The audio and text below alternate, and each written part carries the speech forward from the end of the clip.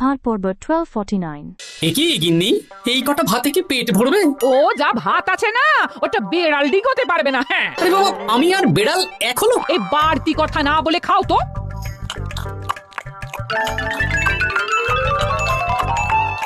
গিন্নি, পেটটা ভরেনি বুঝলে, তুমি আর এক হাঁড়ি ভাত বসাও। আমার জন্য 2 হাতা রাখা আছে, ওটাও খেয়ে নাও না। খাও, আমি আর ভাত বসাতে পারবো না। এখন উনুন ধরাও, আঁচ দাও, ভাত বসাও।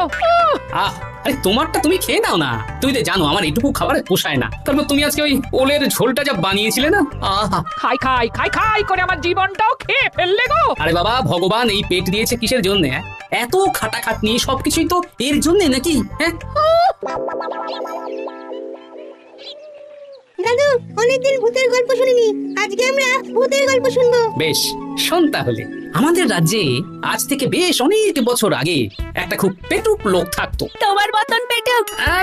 বলতে পারিস, কিন্তু ওর গিন্নি ওকে ভালো মতো খেতে দিত না। তাই একদিন না খেয়ে খেয়ে অক্কা পায় আর ভূত হয়ে এদিক সেদিক ঘুরতে থাকে। তারপর কি হলো দাদু? তারপর তো সে এক মজার ব্যাপার। ভূতকে ওর গিন্নি চোখে দেখতে পেত না, তাই সেই পেটুক ভূত কিছুদিন পর থেকে গিন্নির উপর হুজ্জুতি শুরু করলো। কিরকম হুজ্জুতি দাদু? গিন্নি যা রান্না করতো সব চুরি করে খেয়ে নিত। এই এসব উল্টো পাল্টা কথা বলে আমাকে ভয় দেখাতে পারবে না। হ্যাঁ, এই যে তোরা চটপট খেয়ে নে, নইলে তোদের দাদু আবার ভাগ বসাবে রে। খা। আচ্ছা দিদা। এই শোনো না, তুমি আমার জন্যও আরো কয়েকটা বেগুনি ভাজো। হ্যাঁ, এই তো একটু আগে 4টে বেগুনি আর 1 বাটি মুড়ি দিলাম। হ্যাঁ, আরে সেগুলো তো পেটের কোন কোনায় হারিয়ে গেছে গিন্নি। তুমি ভাবো আমিও হারিয়ে গেছি? বেশি খিদে পেলে নিজে রান্না করে খাও। আর সে তুমি না থাকলে আমি রান্না করেই খেতাম। দিদা, দাদু কিন্তু তোমাকে চলে যেতে বললো। কি বললে? আমি চলে যাব? আরে তাহলে তাই হবে। এই গুলটে, তুই এসব কি বলছিস বলতো? গুছিয়ে বিদায় নিচ্ছি। আরে কোথায় চলে যেতে বললাম গিন্নি? আর না, আজকে আমি বাপের বাড়ি চলে যাব। হ্যাঁ, এই দেখো, আমি কোথায় চলে যেতে বললাম? তোমার মনের কথা আমি বুঝে গেছি। এই দেখো, থাকবো না এই পোড়ার মুখ সংসারে। লক্ষ্মী সোনা রাগ করেছে।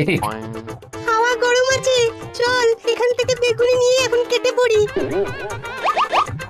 আরে সামান্য ব্যাপারে রাগ করার কি আছে বলো তো? এবার নিজের সংসার নিয়ে নিজে থাকো, সারাদিন শুধু খাই খাই আর খাই খাই। নাও এবার ঠেলা সামলাও। ভুল করেও আমাকে বাপের বাড়িতে ডাকতে যাবে না বলে দিচ্ছি।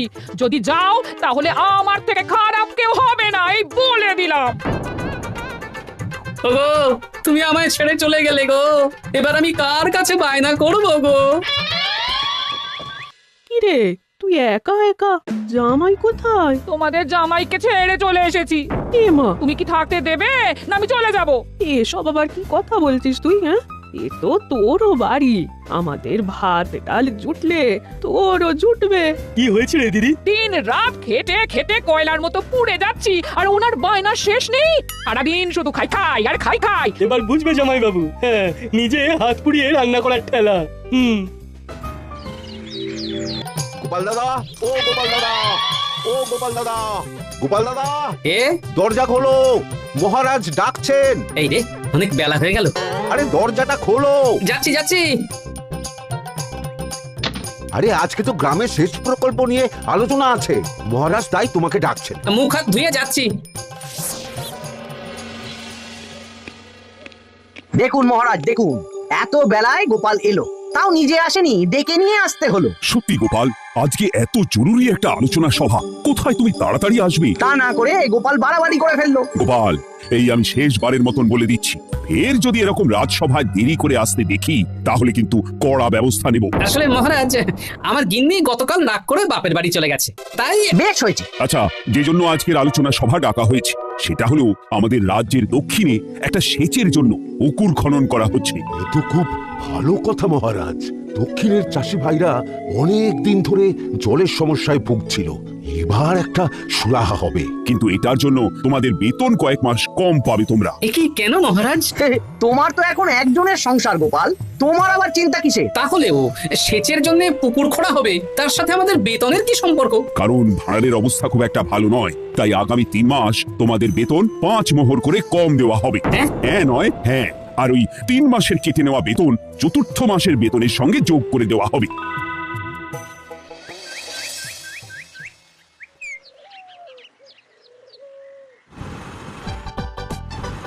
কি দাদু, এ তোমার চোখ মুখের কি অবস্থা? কালি ঝুলি মেখে ভূত। কি আর করবো বল, এসব কি আমার কাজ রে? কালকে ভূতের গল্প শোনাচ্ছিলে, আজকে নিজেই ভূত সেজে বসে আছো।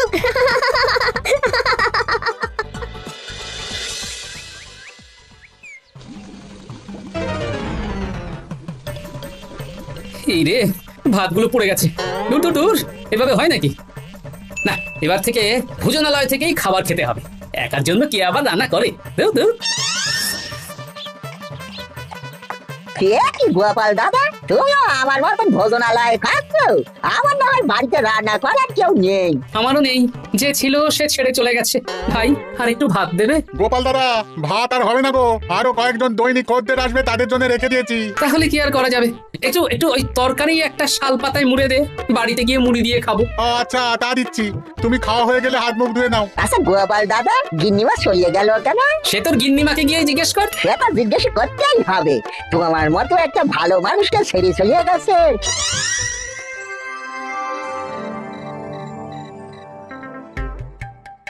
এসো এসো।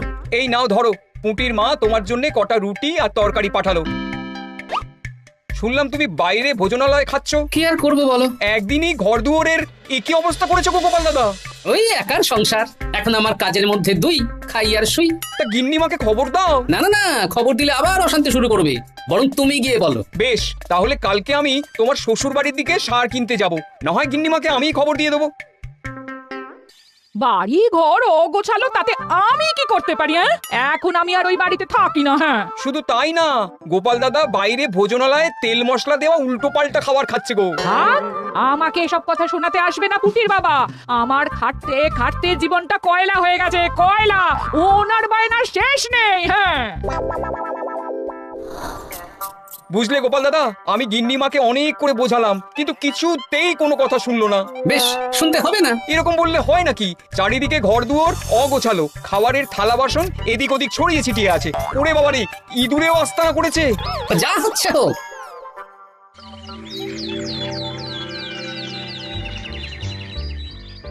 ভোলা, আটটা কচুরি দাও তো ঝটপট, খেয়ে রাত সভায় চলে যাব। এই নাও। ও গোপাল দাদা, শুনলাম নাকি গিন্নিমা বাড়ি ছেড়ে চলে গেছেন? হ্যাঁ, ঠিকই শুনেছো। তাই বাইরের খাবার খেয়ে কতদিন কাটাবে? এভাবে তো তোমার শরীর খারাপ করবে। ওই শরীরের নাম মহাশয়, যা সবে তাই সয়। রান্না বান্না করছো বাড়িতে? না, রান্না করার লোক নেই, আর আমার দ্বারা ওসব কালিঝুলি মাখাও সম্ভব না। দেখো গোপাল দাদা, এই রোজ রোজ বাইরের খাবার খাওয়া ভালো নয়। ভাবছি আরেকটা বিয়ে করব। বলো কি? গিন্নিমা জানলে তো? জানলে জানো, ও তো এখন আর আমার কেউ নয়। গোপাল দাদা আরেকটা বিয়ে করবে? না না না না না, গিন্নিমাকে বলতেই হবে ব্যাপারটা।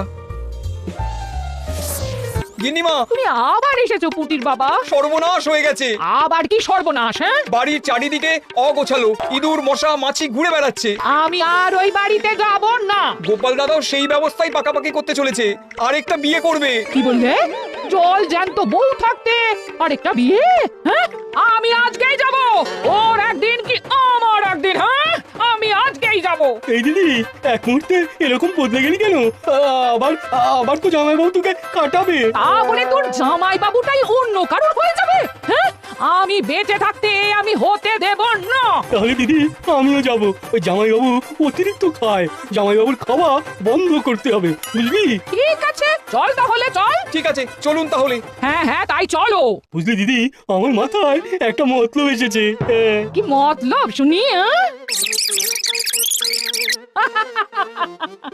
এই বেশ তো বেশ, এতে যদি তোর জামাই বাবুর অতিরিক্ত খাওয়া কমে তাহলে তো ভালোই কথা। হ্যাঁ, কিন্তু খুব সাবধান, গোপাল দাদার নজর কিন্তু বাজ পাখির নজর। তাহলে যাওয়ার পথে একটা সাজঘর হয়ে যেতে হবে।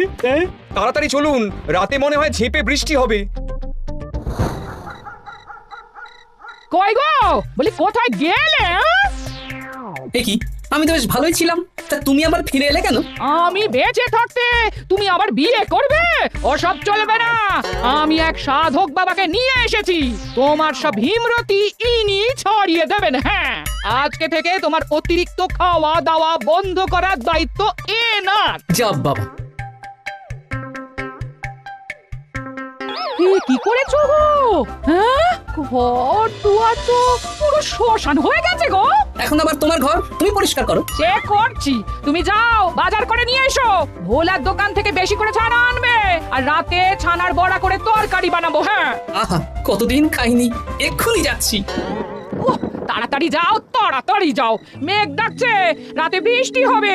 আমি এই ঘর গুছিয়ে রান্না বসাচ্ছি গো।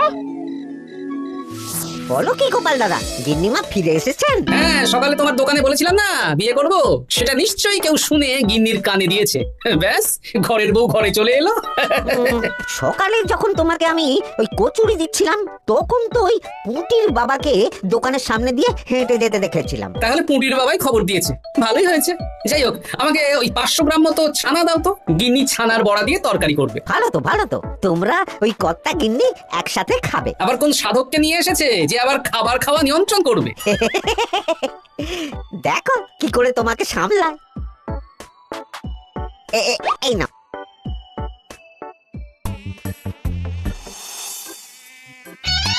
কি গিন্নি, আমার জন্য দুটো বড়া আর ওনার জন্য এতগুলো? বেশি খেলে তোমার চেহারা ঠিক হবে না বৎস, তোমাকে রোগা হতে হবে, তাই কম খেতে হবে, বুঝলে?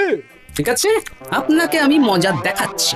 অগত্যা গিন্নির হাতের খাবার খাচ্ছি, এই আমার 14 পুরুষের ভাগ্য ভালো। বাবা, আপনাকে আরেকটু তরকারি দিই বাবা? দে মা, দে।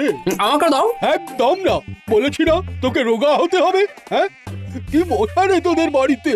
আরে আরে, নকল গুফ, মশা যাওয়ার আগে আপনাকে আমি তাড়াবো। এই কদিন চারদিকে সব ছড়িয়ে ছিটিয়ে নোংরা করেছে, মশা মাছি এত তাড়াতাড়ি যাবে না। হ্যাঁ, আমার খাওয়া হয়ে গেছে, আমি উঠলাম, আপনি ভালো করে খান কেমন? বিজ্ঞানী। আরে গোপাল যে, কি ব্যাপার? একটা সাহায্য চাই বিজ্ঞানী। বলো বলো, আমি কি করতে পারি? কয়েক টুকরো বরফ বানিয়ে দিতে পারবে? তা পারবো, কিন্তু এখন হবে না, তুমি বরং সন্ধেবেলার পর নিয়ে যেও, কেমন? খুব উপকার করলে বিজ্ঞানী। আমি ওটা বিশেষ মোড়কে তোমায় দেব, যাতে গলে না যায়। ধন্যবাদ বিজ্ঞানী, এখন তাহলে আসি।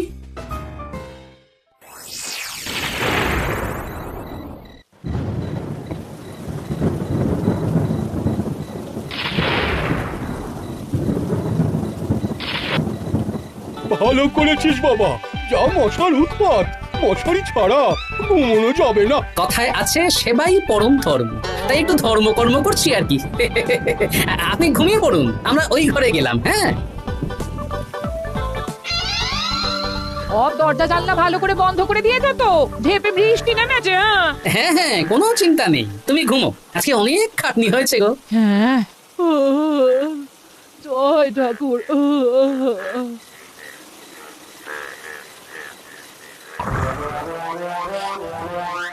এই তো, গিন্নিও ঘুমিয়েছে, এবার আসল কাজ শুরু হবে।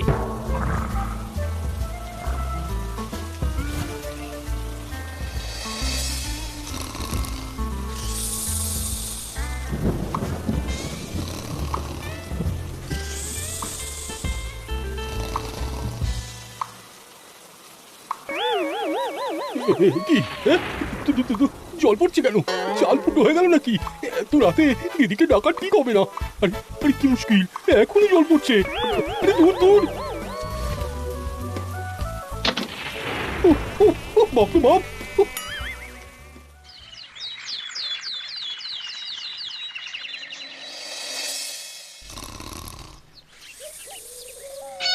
সুপ্রভাত। প্রভাত আর শুনেই। কেন? সারা রাত প্রথমে ভিজেছি, তারপরে মশার কামড় খেয়েছি। ভিজেছেন কেন? কি রাতে চাল ফুটো হয়ে জল পড়ছিল, খুব ঠান্ডা লেগেছে। একটু একটু মধু আর তুলসী পাতা দে, একটু খাই। এই দিচ্ছি বাবা। এ হতেই পারে না, কদিন আগেই তো চাল সারিয়েছি। ঘরের মধ্যে তাহলে জল এলো কি করে? ঠিক যেভাবে আপনার নাকের নিচে নকল গোঁফ এসেছে শ্যালক বাবু, ঠিক সেইভাবেই। এই রে, হয়ে গেল। দাড়িটাও তো নকল।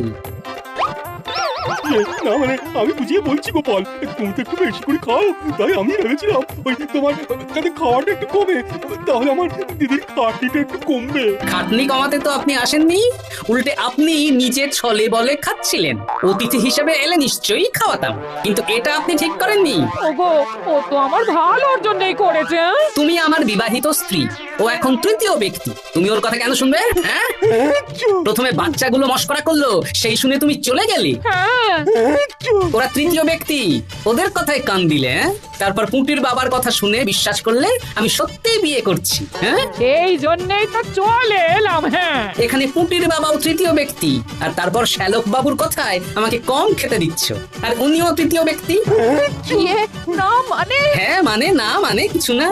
যখনই সংসারে স্বামী স্ত্রীর মাঝে তৃতীয় ব্যক্তি প্রবেশ করবে, তখনই অশান্তি হবে। নিজেদের সমস্যা আমরা নিজেরাই ঠিক করে নেব। আচ্ছা গো, আচ্ছা ঠিক আছে, আর কোনো বাইরের লোকের কথা শুনবো না। এবার বলো তো, ছাদ থেকে জল পড়ার ব্যাপারটা কি? ওটা তো কাল রাতে মশারির উপরে বরফ রেখেছিলাম, আর সারা রাত ধরে বরফের জল শ্যালক বাবুর গায়ে পড়েছে। ছাদ ঠিকই আছে গিন্নি।